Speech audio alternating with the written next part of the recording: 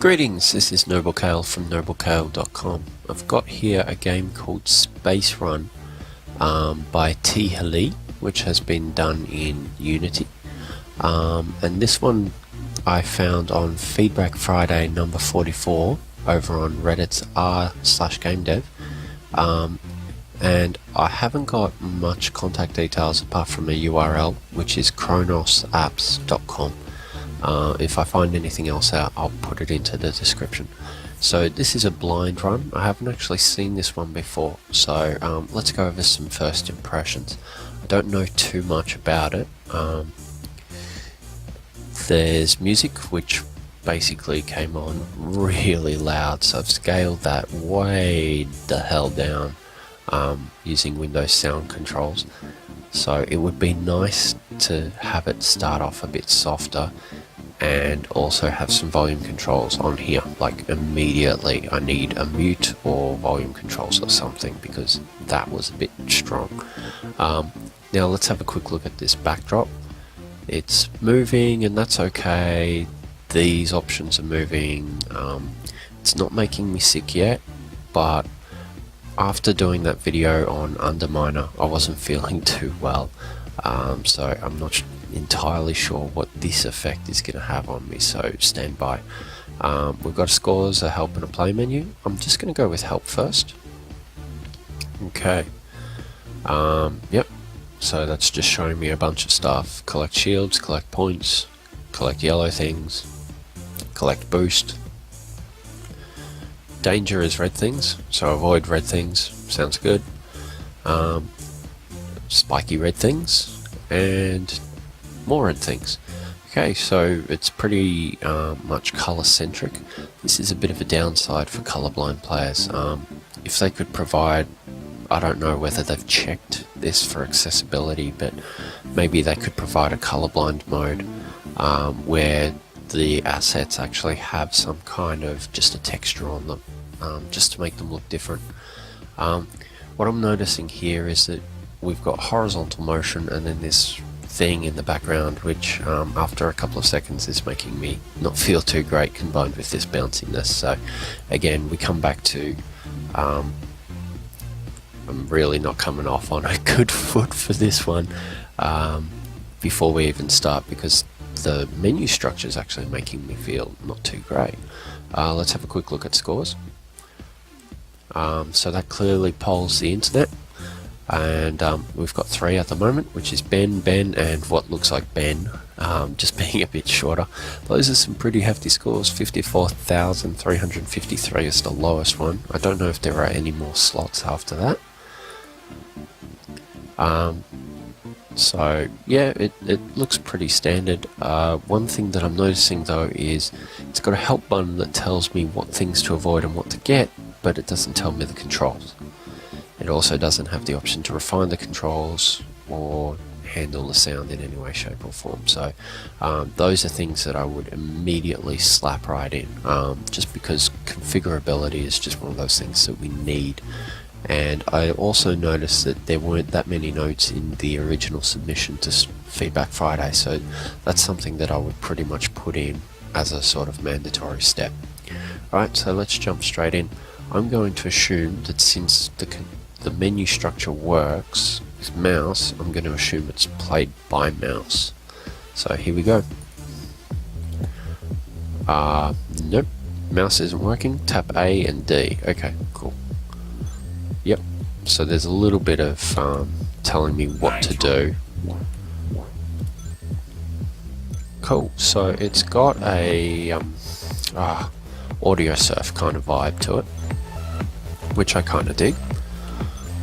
I'm not sure at the moment. I'm not quite sure on the value of everything, so okay, we got to level up, so that clearly indicates to me that I'm doing okay.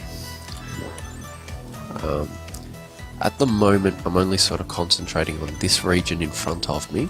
I'm not looking too far into the future, but I do sense that as I begin to build my skill, I'll actually be observing things up here.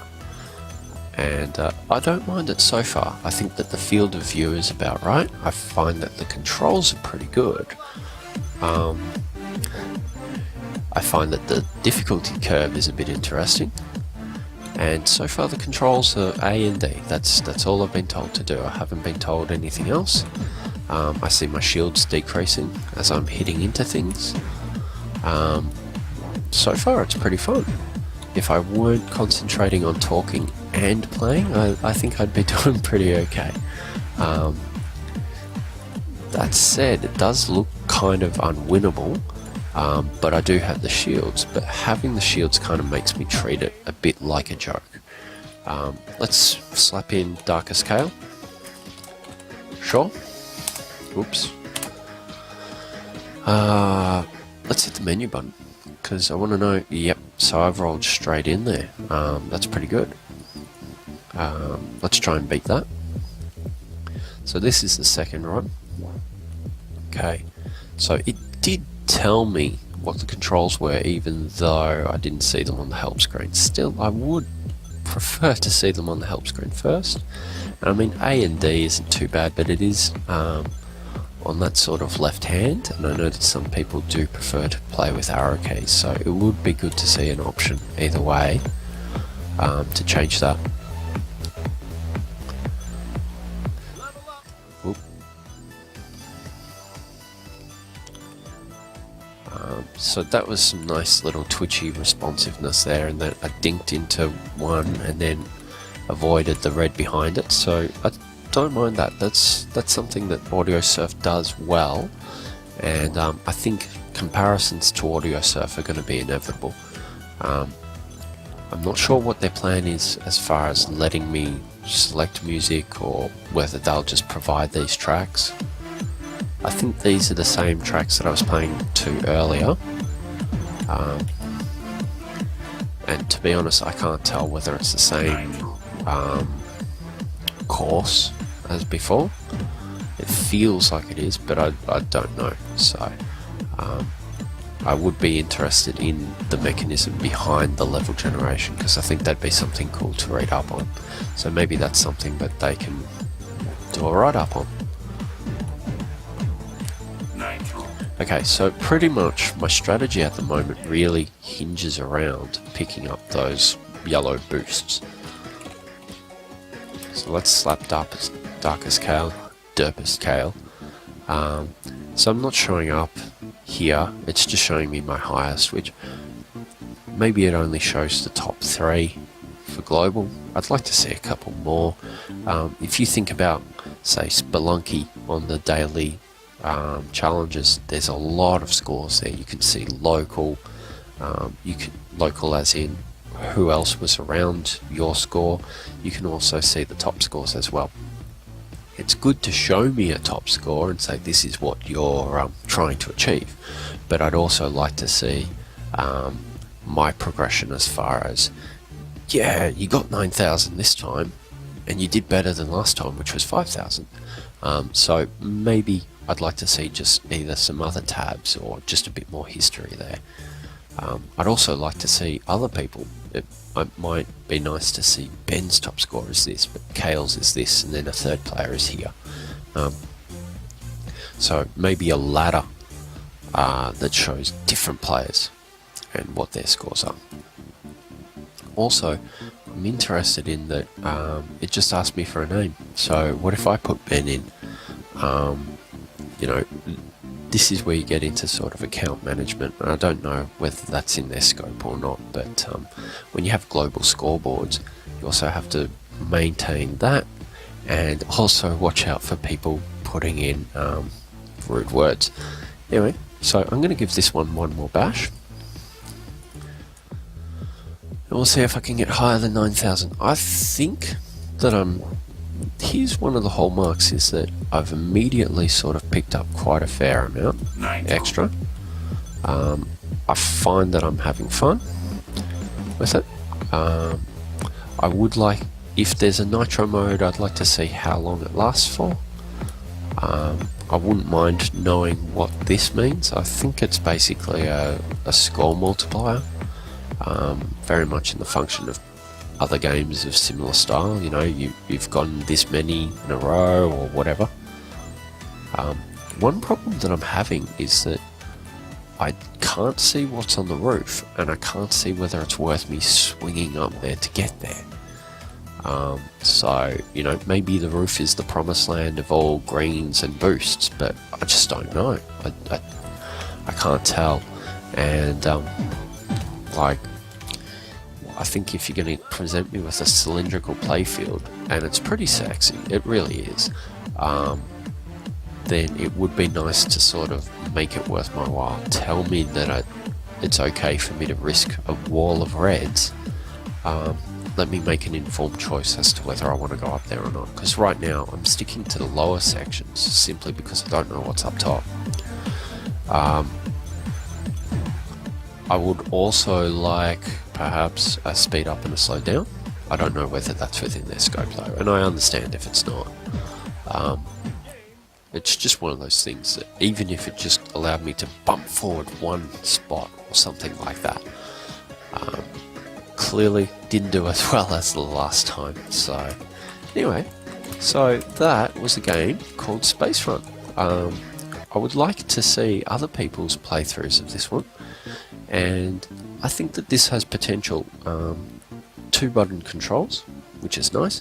I'd like to see it on a tablet where I could sort of control it by tilting. I think that would be really sexy. And I think it's planned for iOS, according to the post, so who knows what their control scheme is for those sorts of formats. Maybe it's just 2 buttons on the side, but I think that it's the kind of game you could really take that control system and run with it. You know you're having fun on a console game when you're playing like Mario Brothers Level 1 and you sit there and you're actually tilting the gamepad to try and make him run faster. And I think that's where sort of the Wii took us, and I think that there's no reason why you can't also bring that into tablets. And I think that a game like this, it becomes that sort of second nature, and I think that it'll be really good if they try and mix that in. I'm not sure what their plans are though. Pardon me, that was probably my chair if you heard that. No, I promise it was the chair. Anyway, how do I rate this one? The menu background does kind of not do good things for me. That said, I love the consistency. Font is sexy. It does kind of need a little bit of attention right here, in that my name is overlapping your high score, and you can imagine people are going to put longer names in. So there is a little bit of that. I'm just going to put us somewhere else because I don't want to face that background while I'm talking about it. Graphics wise, in game, so good. It's consistent. All of this, nice sloping forwards and aggressive. The text matches. I really don't mind the HUD. I would like something that said boost here and tell me how long it lasts for. I understand that the player's going to get used to it, but I'd still like to see it nonetheless. Because right now, I can't tell whether boost is a time thing or whether it's a distance thing. And I think I'd like to be able to differentiate that much easier. So, yeah, overall, I loved it. It's pretty awesome. I think it stands a few playthroughs. I think that this is something that people could sort of record themselves playing. I think it lends itself pretty well to that. Overall, I think this one's a pretty big winner. Only a few little tweaks here and there. Mostly for me, it's that background on the menu. Otherwise, I'd go for it. Maybe add a title screen, because right now it doesn't sort of have one. So that was a game called Spacefront. And on I go to the next one. See you later, guys.